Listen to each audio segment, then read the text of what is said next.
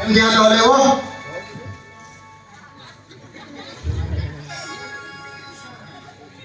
ସିଏ କଣ? ହାତ କଣ ଉପରକୁ ହଁ ହଁ ସେଟା ବି କହିବାକୁ ପଡିବ। ତଳକୁ ଉପରକୁ ତଳ ଉପର ସବୁ ବୁଝେଇ କହିବାକୁ ପଡିବ ତମକୁ। କୋଉ ଲୋକ ପିଲାବେଳେ ବାହା କହିଲା ମୋ ସ୍କୁଲରେ ପାଠ ପଢିବା ଦରକାର ନାହିଁ, ଯାଇ ଘରେ ରୋଷେଇବାସ କର।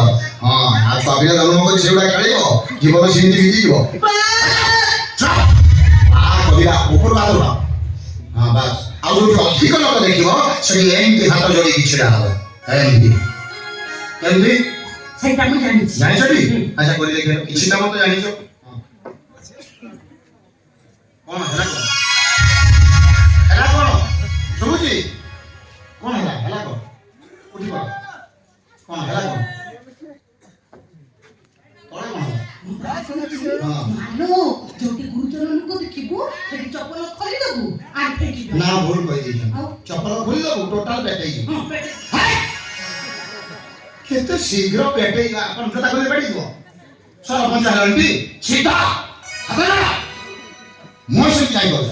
ଟଙ୍କା ପଇସା ଚୋରି ହେଇଯାଇଛି, ଲୋକଙ୍କ ଆଗକୁ ସେମିତି ମୁହଁ କରିକି ତମେ ହଉଛ ନେତା। ଲୋକଙ୍କୁ ଜୀବନେ ସବୁବେଳେ ଦାନ୍ତ ଦେଖାଯାଉଥିବ, ପରିସ୍ଥିତି ଯାହା ହେଇଥାଉ ନା କାହିଁକି।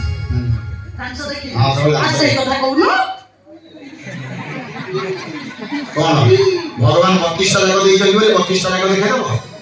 ଭଗବାନ ଯାହା ଯାହା ଦେଇଛନ୍ତି ସବୁ ଦେଖେଇଦବ ଜିନିଷ? ଆଉ ଅଳ୍ପ ଦେଖେଇବ। ହଁ ବାସ୍ ଜଷ୍ଟ ମାଇ ଦେଖି